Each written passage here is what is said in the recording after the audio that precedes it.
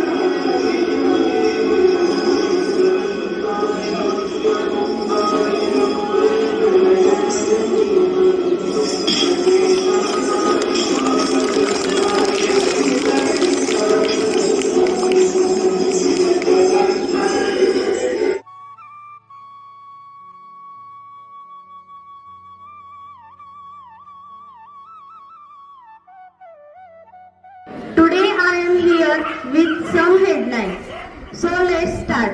First, President Drupadi Murmu presents Scope Eminence Award 2022 to 23 to public sector enterprises. Second, PM Narendra Modi addresses the India-Japan Economic Forum to Tokyo.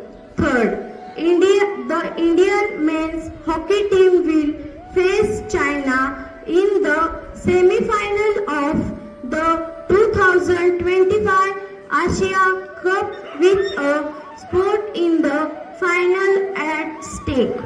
Fourth, India Let me address in conversation. My name is Sautya. Hello, my name is Arohi. Hey Arohi, did you hear exciting news about our school sport day? Sautya, I can't wait for it. That's the news.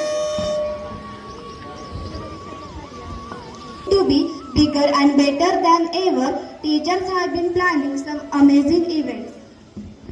That sound is awesome. What kind of events are they planning?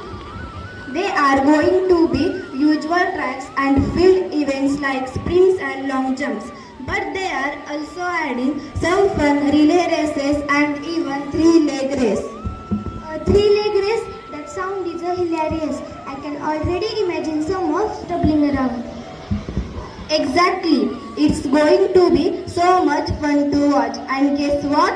They are introducing new event this year, Tug of War. Tug of War? That sounds like a real test of strength and teamwork. I am in. Right. I think it's going to be instant plus. They are having an obstacle course too. It's like mini obstacle race and I am totally going to give it a try. Wow, they are really stepping up their game this year. I am getting more excited by the minute. And there's more. They are going to, and there's more. They are also going to have dance competition. I hear some of the students. Everyone, my name is Shubhra. I am here to ask some riddles. First, what happened thrice in weightlifting, twice in swimming, but only one in tennis? What I repeat, what happened thrice in Sangrui? Congratulations, your answer is correct. Answer is letter I. Second, I am a sport where players jump far and free, measure the distance of their sprint. What I repeat, I am a sport.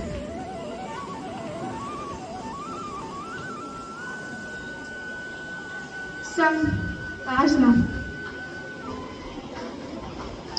Congratulations in long jump.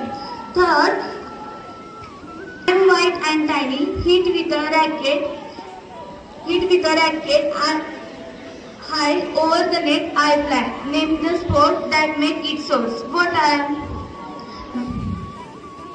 Congratulations, your answer is correct. Answer is badminton. Thank you. Myself Shreya Santosh Raskar. Today I want to tell you a short moral story. Did you like to listen story? Did you like to listen story? Now I am telling you a short moral story. This story is based on two friends, Rohan and Soham. The name of the story, Importance of Teamwork. So let's start. Rohan was known for his sharp mind and excellent grades. He spent most of his time in study and excelled in all his academic pursuits. Soham, on the other hand, was a natural athlete. He loved playing basketball, football and anything that involved physical activity. While Soham scoffed at the idea of sport, considering it's a distraction. Soham often felt inadequate when it came to academics. One day, their school organized a sport day. Rohan, initially reluctant, was persuaded by his friends to participate in the 100-meter dash. He trained half-heartedly, relying on his natural speed. On the day of the race, he ran well, but his lack of proper training showed. Rohan realized he needed to improve. He saw Soham, who was playing football with incredible teamwork and sportsmanship, despite his team was losing. Rohan approached Soham, admitting his previous dismissive attitude. Soham, in turn, confessed his struggles in his studies. Rohan decided to help each other. Rohan tutoring Soham in his weaker subjects, while Soham encouraged Rohan to join the basketball team. Through this partnership, Rohan learned the importance of teamwork and perseverance in sports, while Soham discovered the value of focused effort in the academics. They both started to excel, not just individually but also as a team. Rohan with his sharp mind helped the basketball team in strategies, while Soham inspired his classmates to work harder. The moral of the story: sports and academics are not mutually exclusive. But can complement each other. Thank you. First, which sport is known as the king of sport? I repeat it, which sport is known as king of sport? Shaurya. Congratulations, you were ball. Second, which country invented cricket? I repeat it, which country invented cricket? Tejashri काय सांगितलं? Is right. Answer England. Third, which sport uses of shuttlecock? I repeat it, which sport uses of shuttlecock?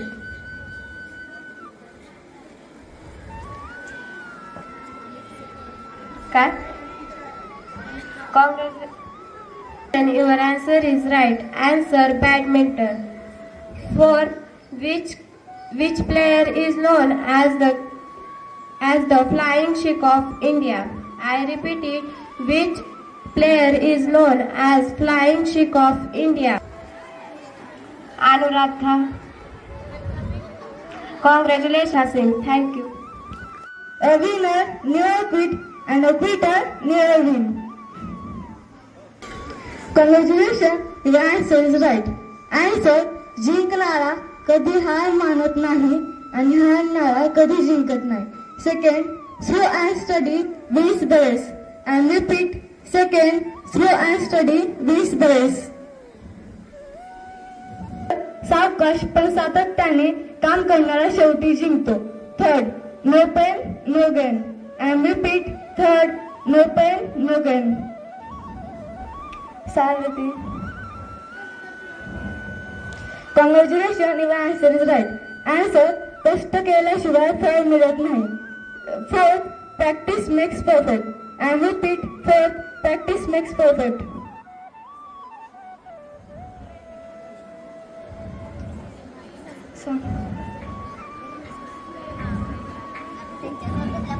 Congratulations, your answer is right. Answer, जितका जास्त सराव करा तेवढे कौशल्य वाढते. Fifth, it's It's not whether you win or lose, it's how you play the game. And repeat. Fifth, it's not whether you win or lose, it's how you play the game. जिंकणे हारणे महत्वाचे नसते तर खेळण्याची पद्धत महत्वाची असते. Thank you.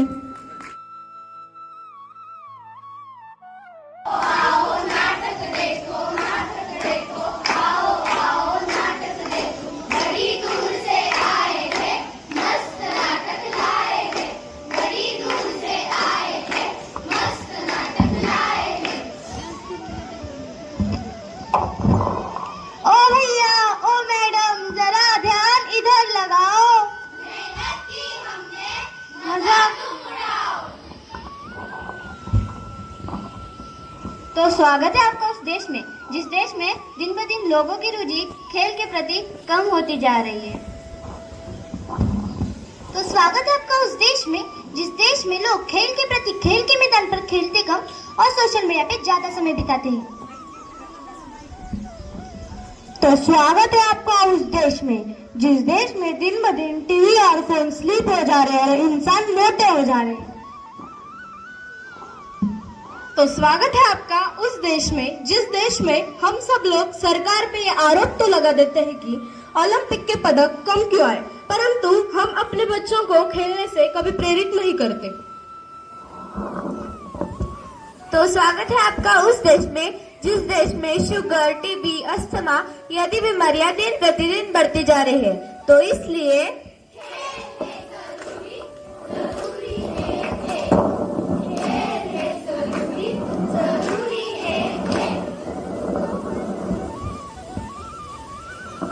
और बेटा दिनेश कहाँ जा रहा है?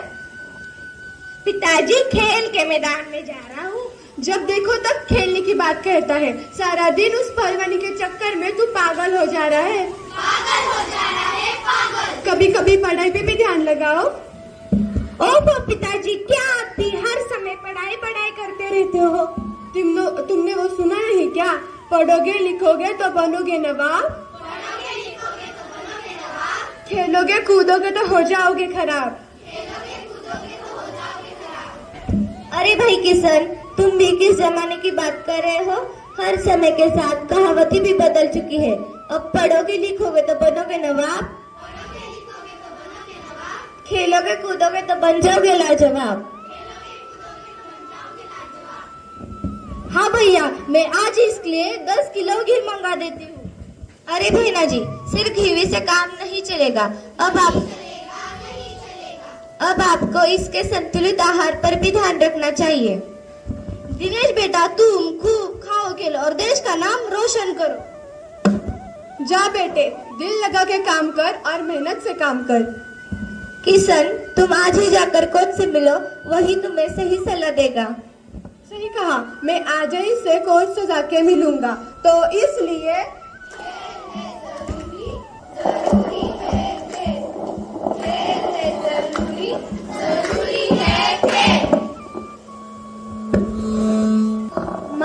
माँ, कहाँ हो आप? आती हूँ बेटा. क्या हुआ? पता है आज स्कूल में क्या हुआ? हाँ, बता दो क्या हुआ. आज हमारे स्कूल में लड़कियों ने अपने पसंदीदा खेल में उनके नाम लिखवाए. अच्छा, तो तुम्हें कौन सा खेल पसंद है? माँ, मुझे तो बैडमिंटन खेल पसंद है. और मैंने अपना नाम बैडमिंटन खेल में लिखवाया है. अरे, एक बार अपने पिताजी से तो पूछ लेती. पिताजी क्या मना कर देंगे? हाँ, मना कर देंगे. क्यों भाई, क्यों मना कर देंगे? तुझे नहीं पता क्या? इस खेल में लड़कियों को छोटे छोटे स्कर्ट पहनने पड़ते हैं. तो क्या हुआ? हुआ क्या नहीं? जब तू छोटे कपड़े पहनेगी तो लोग बातें नहीं करेंगे क्या? भाई, लोगों को तो बातें करना आता है. मैं जब गोल्ड मेडल जीत कर आऊंगी तब सब काम बंद कर. बड़ी आई मुंह बंद करने वाली. जा अंदर, कोई खेल वाले में नाम नहीं देना. नहीं, मैं तो जाऊंगी. माँ, देखो भाई क्या कह रहा है. बेटा, तुम क्यों ऐसी बातें कर रहे हो? उसे बैडमिंटन खेल पसंद है तो तुम उसे क्यों रोक रहे हो? माँ, तुम्हें आजकल के माहौल का नहीं पता क्या? कुछ ऊंच नीच हो गई तो? अरे, माहौल की दुहाई देकर कब तक हम अपनी बेटियों की प्रतिभा को दबाते रहेंगे? माँ, तुम सही कह रही हो, पर अप्सिता, इसके लिए तो तुम्हें बहुत मेहनत करनी पड़ेगी। भाई, मैं मेहनत करने के लिए बिल्कुल तैयार हूँ। और ये जो तुम बाहर का खाना खाती हो, ये सभी छोड़ना पड़ेगा। भाई, मैं बैडमिंटन के लिए बाहर का खाना क्या सभी छोड़ सकती हूँ। फिर जा बे, जी ले अपनी जिंदगी। तो इसलिए जरूरी है खेल, खेल है जरूरी है खेल। पहले मैं मोटा था, फिर मैंने क्रिकेट खेलना शुरू किया। नहीं, उससे मैं और मोटा हो गया। अरे भैया, क्रिकेट खेल के और मोटा कैसे हो गए? ये क्या चक्कर है? फिर मैंने सोचा, क्यों मैदान पर जाकर मेहनत करूं, क्यों पसीना बहाऊं, मोबाइल पर ही खेल लेता हूँ। मोबाइल पर खेलने से कि तुम्हारा वजन कम हो जाएगा। ये आए बिल किसी न किसी को कुछ खाती रहती है, इसका तो कार्य कहना है। चलो मैं स्विगी से कुछ ऑर्डर कर ले आता हूँ। हाँ भैया, 2 पैटीज और 2 कोल्ड ड्रिंक जल्दी भिजवा दीजिए, मुझे बड़ी भूख लगी है। जब तक ऑर्डर आता है तब तक मैं मोबाइल पर क्रिकेट खेल लेता।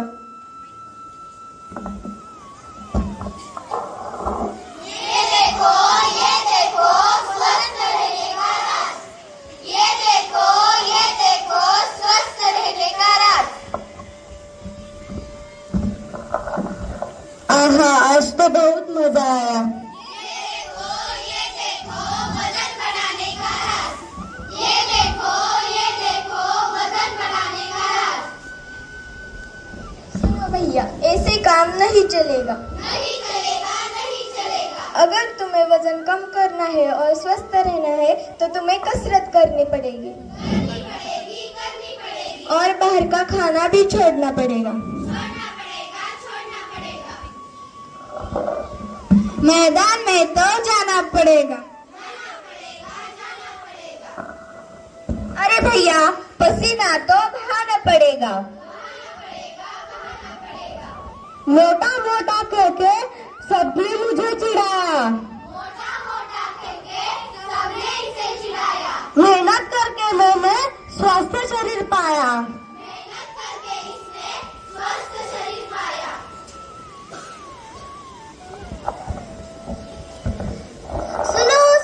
सुनो। अरे, तुमने सुना नहीं? हमारे गांव की रमेश की लड़की ने विदेश में स्वर्ण पदक जीता है। स्वर्ण पदक। और ऐसा करके उसने हमारे गांव का ही नहीं तो पूरे देश का नाम रोशन किया है। देश का।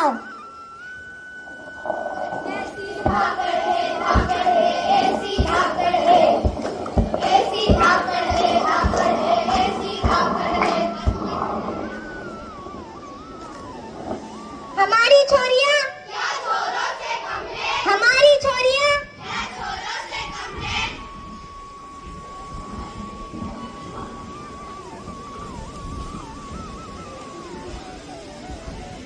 वाह बेटी वाह, तुमने तो सचमुच हमारा सिर गर्व से ऊंचा कर दिया। माँ, मैंने तो पहले ही कहा था, मैं जब गोल्ड मेडल जीत कर आऊंगी तब सब काम बंद कर दूंगी। हाँ बहन, तुमने तो सचमुच गोल्ड मेडल जीत कर सबके मुंह बंद कर दिए। तो इसलिए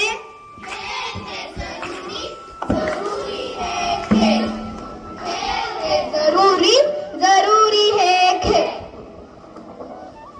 हमें अपने ख्वाबों को मारना ही पड़ता है। खिलाड़ी बनने के लिए कई बार हारना पड़ता है। ना जीतना जरूरी है ना हारना जरूरी है। जिंदगी एक खेल है, बस खेलना जरूरी है। हार जाए तो गम ना करो। फिर से खेलों पर हौसला कम ना करो। खेल कूद का करो विचार। खेल देता है स्वस्थ जीवन जीने का अधिकार। खेलने कूदने का करो संकल्प, खेलने कूदने का करो संकल्प, यही है स्वस्थ जीवन जीने का विकल्प। यही है स्वस्थ जीवन जीने का विकल्प। तो आप सब भी खेलो और स्वस्थ रहो। धन्यवाद। नमस्कार, मेरा नाम ऐश्वर्या। आज हम सब खेल दिवस मना रहे हैं। कभी एक कहावत प्रचलित थी कि खेलोगे कूदोगे होगे खराब, खेलोगे कूदोगे होगे खराब, पढ़ोगे लिखोगे बनोगे नवाब, पढ़ोगे लिखोगे बनोगे नवाब। लेकिन समय बदला और खेलों से भी लोग नवाब बनकर सामने, जैसे मिल्खा सिंह, मेजर ध्यानचंद, सचिन तेंदुलकर। समय बदला और खेलों से भी लोग नवाब बनकर सामने, जैसे मिल्खा सिंह, मेजर ध्यानचंद, सचिन तेंदुलकर, महेंद्र सिंह धोनी, पीटी उषा, मेरी कोम आदि। लेकिन समय ने एक बार फिर करवट ली और खेलों की जगह डिजिटल खिलौने ने या यूं कहे मोबाइल ने ले ली, जिससे शरीर और मस्तिष्क दोनों ही प्रभावित हो रहे हैं। बच्चे अकेलेपन का शिकार हो रहे हैं। इसलिए मोबाइल की डिजिटल दुनिया से दूर खेल के मैदानों में जाने की जरूरत है। खेल के महत्व को एक छोटी सी कविता के माध्यम से हम बताने की कोशिश कर रहे हैं। कविता का शीर्षक है खेल। चलो आज परिचय करवाए तुम्हारा ऐसे खेलों से, चलो आज परिचय करवाए तुम्हारा ऐसे खेलों से, जिसे खेल तुम स्वस्थ रहोगे, जिसे खेल तुम स्वस्थ रहोगे, रहोगे दूर झमेलों से। पहले तो तुम दौड़ लगाओ, पहले तो तुम दौड़ लगाओ, दिल को अपने स्वस्थ बनाओ। रस्सी कूदो फांदो तुम, रस्सी कूदो फांदो तुम, बचोगे डिजिटल खेलों से। चलो आज परिचय करवाए तुम्हारा ऐसे खेलों से। दुनिया भर के डिजिटल खेल स्वास्थ्य सिम का क्या मेल, दुनिया भर के डिजिटल खेल स्वास्थ्य सिम का क्या मेल। बड़े बड़े मैदान में जाओ, बड़े बड़े मैदान में जाओ, फुटबॉल और बल्ला उठाओ। हॉकी खो और कबड्डी, मजबूत होती इससे इनसे हड्डी। बैडमिंटन टेनिस आजमाओ, बैडमिंटन टेनिस आजमाओ, तैराकी भी करते जाओ। बचे समय तो गपशप कर लो, हंस लो और हंसाते जाओ। निश्चय ही मन ना छूटेगा, निश्चय ही मन ना छूटेगा, रहोगे सदा अलबेलों से। चलो आज परिचय करवाए तुम्हारा ऐसे खेलों से, जिसे खेल तुम स्वस्थ रहोगे, रहोगे दूर झमेलों से। चलो आज परिचय करवाए तुम्हारा ऐसे खेलों से, जिसे खेल तुम स्वस्थ रहोगे, रहोगे दूर झमेलों से। धन्यवाद।